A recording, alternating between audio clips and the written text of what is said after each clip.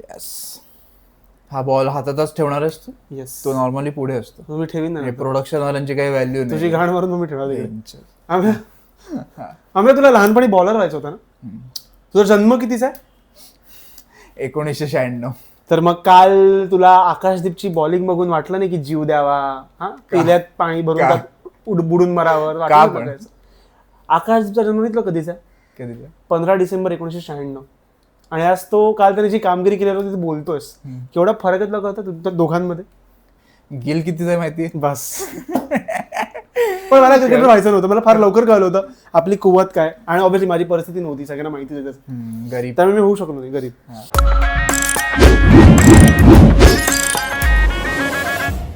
तर आपण आता कालच्या मेन मुद्द्यावरती येऊया, कालच्या महत्वाच्या माणसावरती, आकाशदीप. येस. आकाशदीपने काल जी बॉलिंग केली आहे,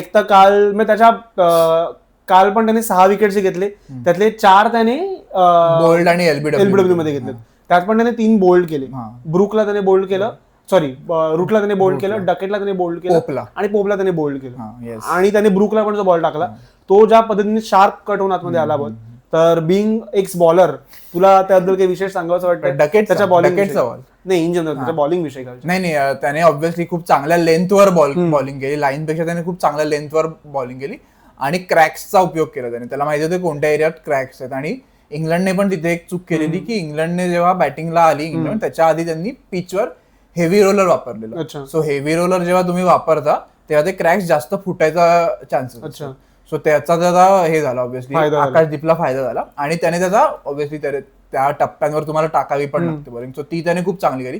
तू ब्रुक्सचा विकेट बघशील जर आकाशदीपचा, तर तो बॉल प्रॉपर कट होऊन आला. तो असा स्विंग वाला पण तो सीम बॉलरच आहे, पण तो क्रॅकवर पडून आत आला. आणि जवळजवळ एवढा गॅप होता बॉल आणि बॅट मध्ये. ब्रुक जेव्हा आउट झाला तेव्हा त्याच्या इनर थायला वगैरे राहिला, त्याचा पाय बी चांगला तुटला. काय झालं बरं झालं. सो आणि तोच जास्त आपल्याला अडवून ठेवलं असतं ब्रुकने. इव्हन पोपचा पण बॉल मध्ये थोडा विचित्र उडला. पोप इकडे काहीतरी खेळायला गेला, बॉलचा इकडे लागला आणि आतमध्ये गेला बॉल. सो काल असं नाही, तो जेव्हा ही मॅच खेळतो अख्खी, कमेंटेबल मध्ये तेच वाटतंय की तो बॉल खेळतोय बॅट्समन्सना, त्यांच्या अंगावर मारतो. तो जास्ती बॉल मिस नाही करवत आहे. म्हणजे त्याचे वेस्ट बॉल असतात ना, ते बघायला ना भारी वाटतात. काय स्विंग काढलाय, काय सीम केलाय. सो त्या फंद्यात नाही पडत आहे. स्टंप बॉलिंग करतो तो. आणि त्याचा कंट्रोल यावरूनच दिसतो की त्याचे 6 पैकी 4 विकेट एलबीडब्ल्यू आणि बोल्ड. बाय द वे, हा एक इंटरेस्टिंग स्टार्ट आहे की Michael holding was the last bowler ज्याने हे असे 4 विकेट जे वरचे असतात ते त्याने अशा पद्धतीने घेतले, bold without the help of other fielders. So Michael Holding ज्या काळात खेळलं त्यानंतर हे आत्ता घडलं. सो काल खूप कमेंडेबल होतं. पण काल त्याहून सगळ्यात जास्त अप्रिशिएबल त्या मॅच नंतरचा त्याचा इंटरव्ह्यू होता. सो इफ यू नो, तुला माहिती असेल की आकाशदीपची जी बहीण आहे ती कॅन्सरने सफर करते. सो काल त्याने जो परफॉर्मन्स केला होता अख्खा, त्याने तो काल तिला डेडिकेट केला. इन जनरल आकाशदीपची स्टोरी फार इन्स्पायरिंग आहे माझ्या मते. बिहार सारख्या राज्यातनं, जिथे युजली आपल्या लोकांना माहितीये की मेजरली लोक स्पर्धा परीक्षा त्यांचं सगळं त्यातच असतं. सो अशा ठिकाणी क्रिकेटला फार सपोर्ट नव्हता. इक्बाल बिफोर इक्बाल आकाशदीप. सो त्याच्या वडिलांचा पण त्याला फार सपोर्ट नव्हता. सो त्याने कसं बसं ते क्रिकेट खेळणं मॅनेज केलं. त्याने बराच काय सांगितलं पण नाही की तो क्रिकेट खेळतोय, काय चाललंय. साधारण त्याच्या फॅमिलीतनं ऍक्सेप्टन्स तेव्हा मिळाला जेव्हा तो IPL मध्ये त्याला एक सर्टन अमाऊंट मिळाली किंवा त्याला IPL मध्ये थोडं रेकॉग्निशन मिळालं. त्याचे बाबा हे पेशंट, कोणत्या टीम मध्ये होता? सगळ्यांचे फेवरेट RCB. सो तो RCBतनं खेळलाय. आणि त्याचे बाबा पेशाने शिक्षक होते. सो त्याच्या घरनं फार तसा चांगला सपोर्ट नव्हता क्रिकेटला, बट इव्हेंच्युअली त्याला मिळाला. पण 2015 मध्ये जेव्हा त्यांनी क्रिकेट सुरुवात केली, डोमेस्टिक म्हण किंवा त्याचं नाव व्हायला लागलं होतं, तेव्हा त्याच्या स्टार्टिंग फेज मध्ये त्याचे बाबा गेले. त्यानंतर त्याच्या काहीच महिन्यात त्याचा भाऊ पण गेला. काहीतरी 6 महिन्याच्या स्पॅन मध्ये त्याचा मोठा भाऊ गेला. आणि असं नाही की लहान भाऊ, मोठा भाऊ आणि बाबा दोघं पण मारलेले. सो तो जो असतो एक वर हात आपल्या, त्याने अख्खा कुटुंबाची जबाबदारी घेतली. सगळ्या गोष्टी त्याने सांभाळल्या. प्लस त्याने स्वतःचं क्रिकेट मॅनेज केलं. आणि आता तो जे काय करतोय, काइंड ऑफ शमीची रिप्लेसमेंट नाही म्हणू शकतो आपण, पण एक शमी सारखा कोणतरी आपल्याला भेटलाय ज्यावर आपण विश्वास ठेवू शकतो. बरोबर.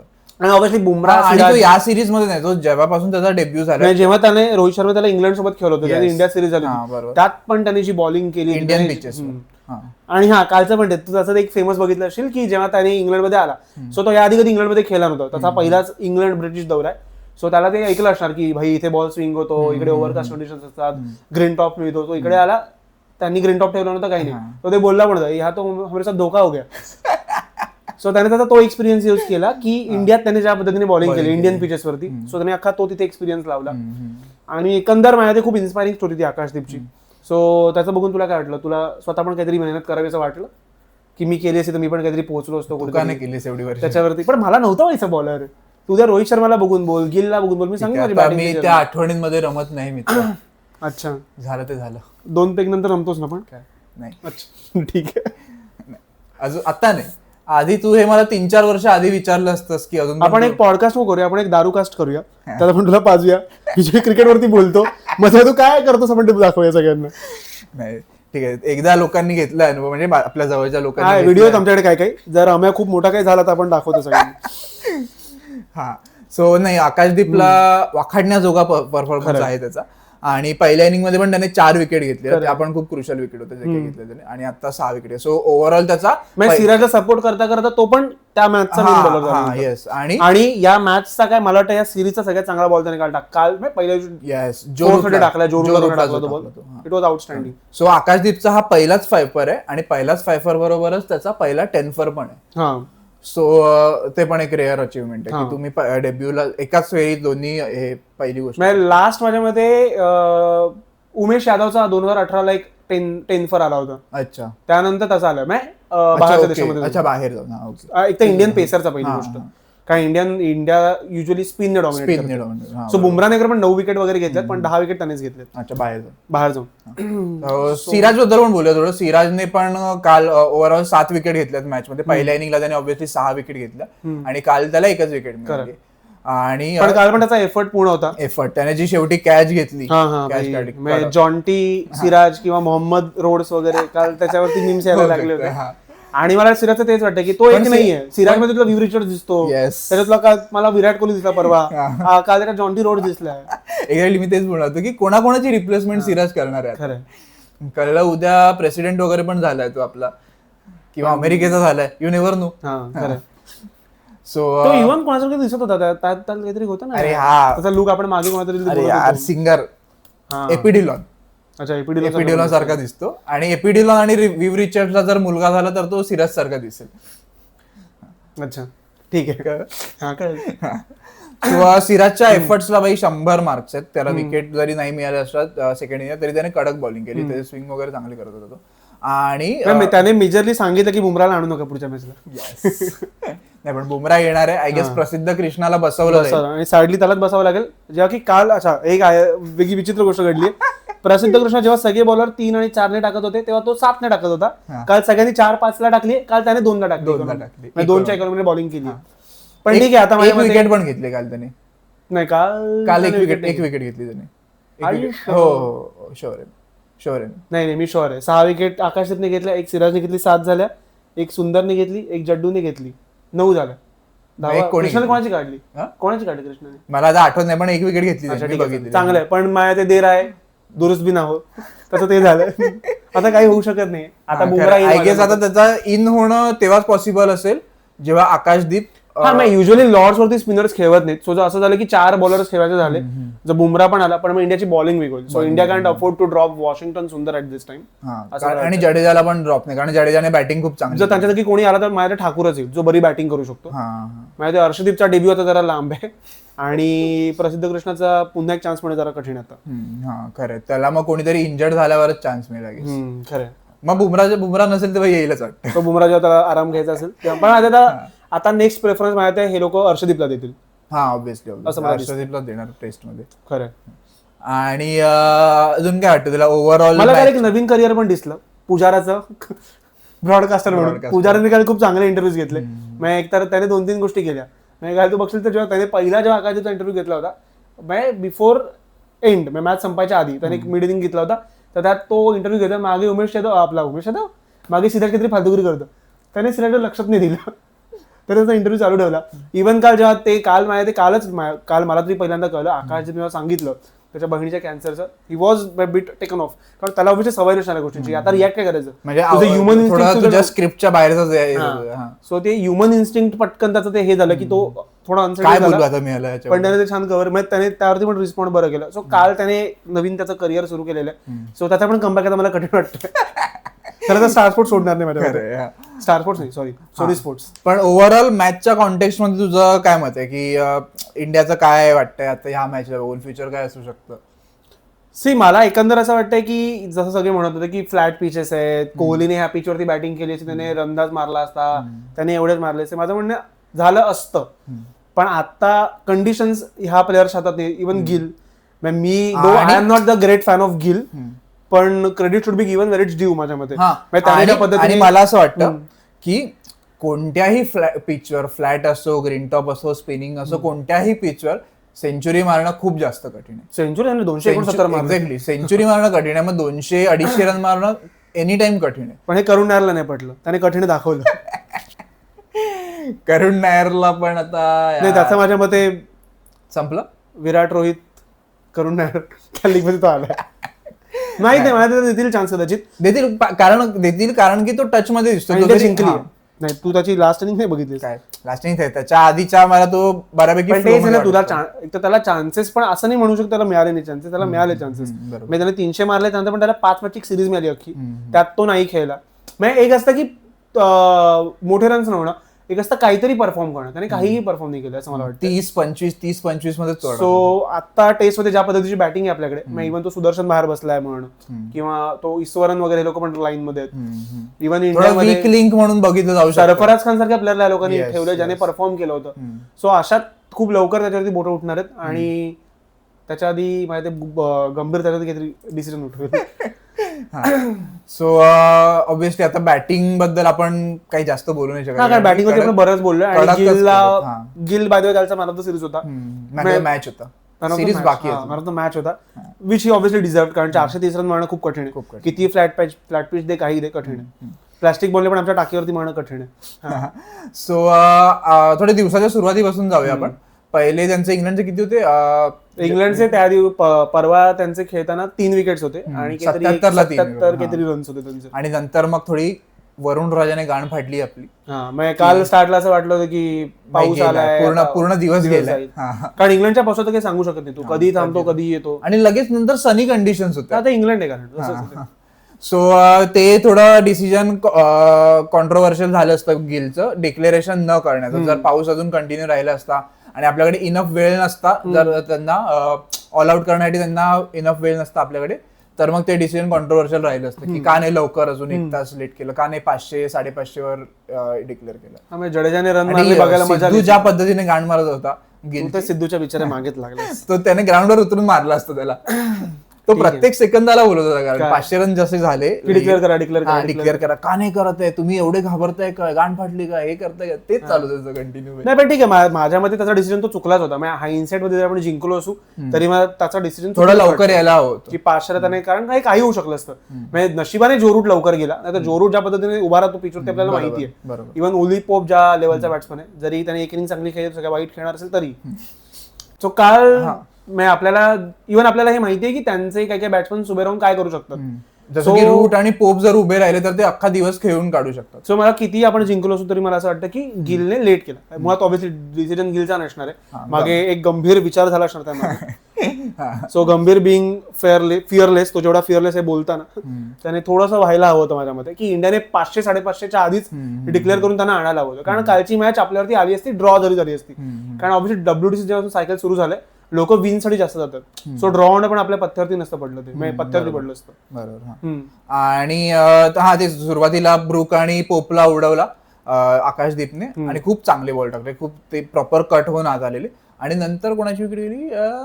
नाही, ब्रूक आणि पोप गेले, त्यानंतर त्यांनी पार्टनरशिप टाकली जॅमी स्मिथ आणि स्टोक्सने. आणि काल स्टोक्स जरा डिफेंड पण बरा करतो. काल तो स्पिनर जेव्हा आला जडेजा आपला, तो उगाच त्याला रिव्हर्स स्वीप वगैरे मारत नव्हता. बरोबर. सो त्याने पण थोडा कारण की बॉल तेवढा मूव्ह पण नव्हतात ना, तेवढे पॅचेस पण तयार नव्हते झाले जेवढे की फर्स्ट मॅच मध्ये झालेले. पण त्याचा डिफेन्स तसा वाईटच आहे स्टोक्सचा. तो स्टोक्स ते काल दोघं पण खेळत होते बरे. म्हणजे जॅमी स्मिथने तर पहिल्या इनिंगला काय केलं आपल्याला माहिती होतं, सो त्याची भीती होतीच आपल्याला. आणि तो खेळलाच चांगला, त्याने 88 रन्स मारले काल पण. हा, त्याने 88 रन केले 99 बॉलमध्ये. आकाशदीपने पहिल्या इनिंगला 88 रन देऊन 4 विकेट काढले. सेकंड इनिंगला त्याने 99 रन देऊन 6 विकेट काढले. असंच मजा आली मला, न्यूमरोलॉजी. सो काल जेव्हा मजा कर. तर दीप आणि जॅमी स्मिथ आणि स्टोक्स जेव्हा खेळत होते तेव्हा थोडं वाटलं की हे लोक आता उभे राहून एक विकेट जाणं नेसेसरी होतं लंचच्या जस्ट आधी. सो लंचच्या आधी शेवटची ओव्हर जी होती ती पण जाम टाइमपास झाला की ओव्हर संपली पटकन 1 का 3 सेकंद बाकी होते, ह्यांनी पटकन एंड चेंज केला आणि इंडियाने बॉलिंग सुरू केली. तशी घाईघाईत सुरू केली. सुंदरचा बॉल कडक ड्रिफ्ट झाला, तो आतमध्ये आला आणि स्टोक्सच्या पायाला लागला. तो एलबीडब्ल्यू जाम भारी होता कारण तेवढी बॉलला मुवमेंट मिळालीच होती कालच्या दिवसात. सो ती स्टोक्सला आता ऑस्कर दिला पाहिजे. तो आउट झाल्यावर ज्या प्रकारे ऍक्टिंग करतो, तो विराट कोहलीला आजकाल मागे टाकला. विराट कोहलीला बीट करणार. विराट जे करायचा हे काय झालं किंवा हे काय घडलं ते आता स्टोक्स यॉर्कर पडला तो बॅट सोडून असा वगैरे रिॲक्ट करतो. परत बुमराला इंडियामध्ये येऊन बुमराने त्याचा बोल्ड काढलेला असा वगैरे करतो. का आउट झाला हागला असते मान्य करायला निघ ना. सो काल त्याने तो मिसरीड केला बॉल, तो बॉल स्ट्रेट आहे त्याला असा आतमध्ये आणि तो तर प्लम्प एलबी होता रे तो.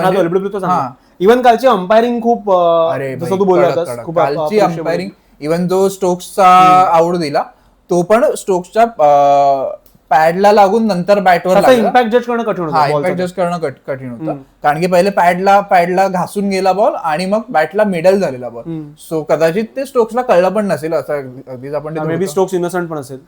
जसं की तो वर्ल्ड कप फायनल होता 19च्या, ओव्हर थ्रो झाला त्याची बॅट लागली, ते त्याने जे केलं मी हातवर केले तसं त्याने कालही केलं. ते अंपायरिंग खूप चांगली झाली. तो त्याने कॉल दिला आउट आहे. आणि इव्हन या अंपायरने बऱ्यापैकी बघशील तर त्याने कितीतरी अपील्स त्याने अशा झिडकारल्या. डकेटवाली होती पहिल्या इनिंगला, डकेट जसा आउट झाला त्याच्या पण पॅडला लागून गेलेला, जेव्हा की नॉर्मली अंपायरने त्याचं नाव काय होतं, सैफुद्दीन काहीतरी नाव विसरलो आता. मी पण ठीक आहे, आपण त्याचा फोटो टाकू आणि नाव पण टाकू. तो अंपायरिंग खूप चांगली झाली कालच्या मॅच मध्ये. आणि त्यानंतर मग स्टोक्स आउट झाला, मग लंच झाला, मग त्यानंतर आला त्यांचा कोण वोक्स आला. वोक्स आला की जेमी स्मिथ आला. जेमी स्मिथ ऑलरेडी खेळत होता. जेमी स्मिथ आणि वोक्स आला आणि त्यानंतर मग कंटिन्युअस त्यांच्या 40-30 रनच्या पार्टनरशिप होता. वोक्स पण 7-8 रन करून आउट झाला. मग इंडियाने सतत ते क्रुशल प्रसिद्ध कृष्णाने वोक्सला काढलं वाटतं. कृष्णाने वोक्सला काढलं आय गेस. ठीक आहे. सो तो पण बॉल त्याचा हरी झाला तो आणि तो आय गेस याला काढला माहिती नाही टंगला तर जडेजाने काढलं, सिराजने कॅच पकडली. घंट्याचा रिसर्च करतोस तू, एवढा वेळ लिहित होता. ठीक आहे सर. कृष्णा प्लीज कमेंट मध्ये सांग तू कोणाला आउट. सो वोक्स कसा आउट झाला मला वोक्सने पुल शॉट मारला, लक्षात बॉल पण टाकला मला लक्षात नाही. पुल शॉट मारला आणि सिराजने त्याचा इझी कॅच घेतला. शॉर्ट बॉलिंग बघता त्याने तेव्हा थोडं मला वाटलं की भाई आता चान्स क्रिएट झालाय इंडियाचा, की इथून मॅच जिंकू शकतो आपण. इथून आपण मॅच कुठूनही जिंकू शकत होतो, ड्रॉ व्हायची भीती. ड्रॉ व्हायचीच भीती होती. तेच म्हणतो मी, इथून ड्रॉ नाही होणार आता कारण की खाली मग जिथे स्टोक्स तिथे मला कळलं की इंडिया मॅच जिंकते. पण नाही, वोक्सवर पण तुझा थोडा मॅच अश्विन थोडीच येतो. अश्विन आणि बिहारीने जी मॅच वाचवली तशी कोणीच नव्हती. पण तरी तू वोक्सला ऍज अ ऑलराऊंडर काउंट करतो आणि त्याने 1-2 इनिंग चांगल्या पण खेळल्यात इंग्लंडकडून. तो स्ट्रोक प्लेअर आहे बऱ्यापैकी. एक्झॅक्टली. सो तिथे थोडं वाटलं की आता भाई चान्स क्रिएट झाला, इथून आता हरलो नाही पाहिजे किंवा ड्रॉ नाही झाली पाहिजे. इव्हन स्टोक्स तेव्हा पण वाटत होतं की इथून हे लोक घेऊन जाऊ शकतात. आणि नंतर मग काय टंग आणि कार्स खेळायला लागले. मग कार्स आय गेस टंग आउट झाला पहिले. The brilliant catch of sir आपला कोण, मोहम्मद सिराज. तिथं शेवटची विकेट होती ना. पण नाही ती सेकंड लास्ट विकेट होती. अच्छा, जड्डूने काढली होती शेवटची विकेट. आकाशदीपने काढली. शेवटची बशीर आउट झाला. नाही, शेवटची कार्स आउट झाला मला. Bashir not out. Bashir out झाला, त्याने लिव्ह केला आणि स्टंपला लागला ना की तो पहिली. माझ्या रिसर्चवर बोलतोय. बेसिक मेमरी नाही याच्याकडे, बेसिक मेमरी नाही. अरे वायफळ गप्पा आहे तरी, असं कॅज्युअल आहे. आपण थोडी अनालिसिस करायला बसलोय. तिच्या पण आठवणी विसरलास का अजून? असं चला, तर तिच्या आठवण मॅच मग शेवटी रिझल्ट म्हणजे आता औपचारिकता होती. फॉर्मॅलिटी होती की इंडिया क्लोज करणारच होती मॅच आणि क्लोज झाली मॅच. शेवटी पाऊस पण नाही आला नशिबाने. आणि एकंदर मॅच चांगलं झालं माझ्या. नंतर गिलला मॅन ऑफ द मॅच मिळालं जसं मी सांगितलं. सो ओव्हरऑल ज्या मॅच संपली त्यानंतर बुमरा पण खुश होते. बुमराचं ते झालं झालं माझ्यासोबत काय नाही बोलून टाकत अशी वगैरे तो बोलला. पण नाही, बुमरा आणि आकाशदीपची एक फ्रेम लागलेली आणि मग कमेंटेटर्स हे पण बोलते की आता पुढच्या मॅचला हे दोघं एकत्र येतील, बुमरा, सिराज आणि आकाशदीप, मग इंग्लंडचे किती लढे लागतील. नाही पण मग सिराज नॉर्मल होईल ना. आता मला वाईट बॉलिंग करायची आहे, आता बुमरा नाव आय बिलीव्ह इन जस्सी बाय. ते तसं आहे की विकसित रूप होतं सिराजचं. बुमरा नसल्यावर विकसित रूप घेतो आणि बुमरा असल्यावर मग परत मध्ये आधीच्या रूपात जातो. किंवा बुमराने वाईट बॉलिंग केली पाहिजे, बघू हा काय करतो सिराज. नाही मग सिराज पण वाईटच करतो. ते झालं पहिल्या मॅचला काय झालं. पण पहिल्या मॅचला बुमराने चांगलीच बॉलिंग केली होती. सेकंड इनिंगला झालं होतं. सो ओव्हरऑल मला असं वाटतं की तुला माझ्याबद्दल काय वाटतं की मी पहिल्या मॅचचं प्रेडिक्शन केलं होतं की इंडिया हरली. सेकंड मॅचला मी पहिल्या दिवशी म्हटलं इंडिया जिंकली. माझे पाय चाटावे असं वाटतं की काय करावं वाटतं तुला, की माझ्या पाया पडावं असं वाटतं, काय वाटतं. तू बेट लावा गेस मग तू हकशील असं मला. ठीक आहे, मी सिराज आहे बेट्स मधला की बेट लावून हकतो. सो येस आणि आय गेस बुमराला मिस नाही केलं आपण थ्रू आउट द मॅच. असं नाही की पॅचेस मध्ये कुठे मिस केलं, थ्रू आउट द मॅच आपण त्याला मिस नाही केलं. इंडियाने कन्सिस्टंट प्रेशर ठेवलं. ऑब्व्हियसली इंडियाकडे रन्स पण खूप होते. आणि ऍक्च्युली गिलची मला कॅप्टन्सी सेकंड इनिंगला जरा आवडली, कारण सेकंड इनिंगला त्याने जरा पिच रीड करून कंडिशन सांभाळून त्याने फिल्डिंग लावली, तिथे पहिल्या इनिंगला नव्हतं केलं. त्याने पहिल्या इनिंगला लवकर फील्ड ओपन केलं, त्याने यावेळी नाही केलं. जेमी स्मिथ पण माझ्या डे बाय डे खूप चांगला इम्प्रूव्ह करत चाललाय. आणि obviously Gill is filling the shoes of mainly Virat. मला विसरलायस, रोहित कॅप्टन होता आहे बॅट्समन म्हणून विराट कॅप्टन्सी मध्ये ऑब्व्हियसली. ठीक आहे, हे सगळं आता काय ठीक आहे. अरे विराटला त्याच्याकडे विराटचं रिप्लेसमेंट बघितलं जातं, रोहित पृथ्वी शॉ असं बघितलं जातं. आणि माझा पृथ्वी शॉ खूप चांगला बॅट्समन आहे, तो येईल परत लवकरच. नाही येणार तो आता, त्याचा इंटरव्ह्यू बघतोय तो मित्रांवर त्याचं हे टाकतो. मी पण तुम्हालाच ब्लेम करतो, तुमच्या माझं करिअर नाही झालं चांगलं. पृथ्वी शॉ आहे, मी चांगला क्रिकेटर असतो. सो ओव्हरऑल इंडिया कडक खेळी पूर्ण मॅच. जरी त्यांनी रन्स मारले असतील 400 वगैरे तरी पण, कारण की पिच पूर्ण फ्लॅट होता, सो ते एक्सपेक्टेड होतं की एका पॉइंटला बॅट्समन हेवी होणार आहेत. पण नवीन बॉलने आपण जी कामगिरी केली ती वाखाडण्याजोगी कामगिरी. येस, आणि होप करूया की पुढच्या मॅचला पण अशीच कामगिरी राहील बॉलर्सची, कारण इंग्लंड आता कमबॅक करायला इंग्लंड आणि आय गेस ग्रीन टॉप करतील ते, कारण की फ्लॅट पिचेसवर इंडिया कदाचित जोफ्रा आर्चरला आणत असतील किंवा मार्कूड येत असेल तर मग अटकिन्सन पण येऊ शकतो आता. अटकिन्सन चांगला आहे, त्यांनी 16 मध्ये तरी इन्क्लूड केलंय त्यांना. अच्छा. सो लॉर्ड्स टंग बाहेर जाईल. इंडियाची बॅटिंग बघता लॉर्ड्स वर ते कदाचित ग्रीन टॉप करतील, कारण की तेच आता इंडियाची हिस्ट्री दाखवलंय. फ्लॅट पिचवर मला चॅलेंज करताय आता बघा तुम्ही. आता वाटतं की नाही इंग्लंड मध्ये अहमदाबाद बनवून इव्हन तिकडनं जेव्हा कमिन्स वेस्ट इंडिज आणि ऑस्ट्रेलिया दुसरी मॅच चालू होती, त्यात ऑब्व्हियसली ऑस्ट्रेलियाने वन साइड मारलं वेस्ट इंडिजला. मॅच टफ होती ती, पण वेस्ट इंडिजने होऊ नये दिली, ते लगेच त्यांनी विकेट टाकायचा फरक. सो त्यानंतर प्रेस कॉन्फरन्स मध्ये त्याला विचारलं आजच्या इंग्लंड आणि इंडियाच्या मॅच बद्दल, तो बोलला की फ्लॅट पिच आणि हे सगळं, तो पण बोलला तिकडनं. इव्हन दिनेश कार्तिक पण स्टुअर्ट ब्रॉडने कमेंट केली की स्टुअर्ट ब्रॉडचं असं म्हणणं होतं की आता इंग्लंडच्या बॅसबॉलमुळे लोकांना 500-600 रन्स पण कमी वाटतात की इंग्लंड येऊन चेस करून जाईल. पण मग स्टुअर्ट ब्रॉडने आपलं दिनेश कार्तिकने त्यावर रिप्लाय असा दिला की पण तू हे नाही बघतस की इंग्लंडचे पिच डे बाय डे किती फ्लॅट होत जातात. आणि कमेंटेटर्स हे पण बोलत बॅसबॉलमुळे इंग्लंडच्या ग्राउंडची साईज पण कमी करण्यात येते. सो जर तू हे एजबेस्टनचं ग्राउंड बघशील तर त्याची बाउंड्री खूप आत घेतलेली, खूप जास्त भाग बाउंड्रीच्या बाहेर होता. सो तो एक निगेटिव्ह पॉइंट वाटतो मला ह्याचा बॅसबॉलचा, की ते लोक त्या फ्लरिश होण्याच्या नादात थोडं इसेन्स घालवतील का टेस्ट क्रिकेट. ते आता थोडे ऑब्व्हियसली त्यांनी एंटरटेनमेंट गोष्ट ही इन केली आहे टेस्ट क्रिकेटमध्ये. सो तेच आता एका नाण्याने इंडियात एंटरटेन केलं आम्हाला. इंडियात त्यांना झेपलं नाही बॅसबॉल वगैरे, क्या ना स्पिन बॉलला क्या ना बॅसबॉल. तेव्हा स्ट्रोक्स रिव्हर्स मारत होता मूर्खांसारखे. सो ठीक आहे, अजून काय बोलायचं तुला कालच्या मॅच बद्दल? कालच्या मॅच बद्दल मला असंच वाटतं की माझं एक अजून प्रेडिक्शन बरोबर आलेलं आहे. So I am on a right track, India on a right track. Second मॅचला बुमरा येईल. सो ऑफ कॅमेरा असं पण बोललं की इंडिया टेस्ट सिरीज हरणार आहे. हा, हे मी बोललोच आहे, पण मी पुन्हा तेच आहे, माझे शब्द आणि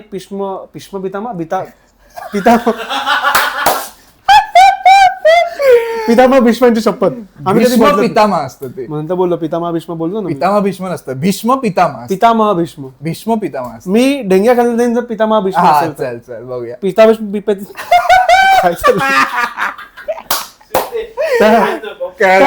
शपथ आहे, माझं म्हणणं आहे की माझं प्रेडिक्शन आहे की इंडिया सिरीज हरणार आहे. बट आता जशी इंडिया चालली आहे, India gonna put a great fight आणि जे खूप महत्वाचं आहे इंडियासाठी. आणि लॉर्ड्सची मॅच जिंकणं खूप महत्वाचं भाई. लॉर्ड्स पण मला वाटतं सिराज बुमराह आल्यावरती होऊ देणार नाही ते. ठीक आहे. सो तुम्हाला काय वाटतंय अरे त्याच्या आधी अजून एक गोष्ट सांगूया. आज मित्रांनो MS धोनीचा बर्थडे आहे. येस, त्या निगडीत तर रोहित शर्माच्या भाषेत मी बोलीन हॅपी बर्थडे, एवढं मी बोलीन. काय बोलायचं? तो क्या लग रहा है आज भाई, हैप्पी बर्थडे आपका, कैसा लग रहा है? तो मी धोनीचं करू. हाँ नहीं रोहित शर्मा वाला कर. तो आप धोनी को कुछ बोलना चाहते हो कि नहीं? अब क्या हैप्पी बर्थडे बोलूंगा और क्या बोलना है ते होतं ते. हा. सो धोनीचा आज बर्थडे, त्याच्या संबंधित पण आम्ही एक व्हिडिओ अपलोड केला रात्री 12 वाजता. एकदम ट्रू फॅन. हा, म्हणजे धोनीला त्याच्या बायकोने विश नाही केलं 12 वाजता, पण आम्ही व्हिडिओ टाकला. साक्षी येस काय आम्ही इज रेडी फॅन म्हणून. हा. सो ती व्हिडिओ जाऊन पण तुम्ही बघा कसा वाटतोय तो व्हिडिओ. त्यावर सुद्धा कमेंट करा, लाईक करा, शेअर करा, सबस्क्राईब करा. आणि या व्हिडिओमध्ये सुद्धा तुम्ही कमेंट्स करा कालचा दिवस कसा होता, ओव्हरऑल टेस्ट मॅच कशी होती, पुढे काय होणार आहे इंडियाचा, त्याबद्दल तुम्हाला जे काही वाटतं. सिराजचं, करुण नायरचं, बुमराचं, येस, ते आम्हाला तुम्ही कमेंट्स मध्ये कळवा. आणि लाईक करा, शेअर करा, सबस्क्राईब करा. मांडीला खाजला क्रिकेटवरचा पहिला Marathi podcast. Yes. Happy birthday Dhoni. बार बार दिन ये आए. कट कर.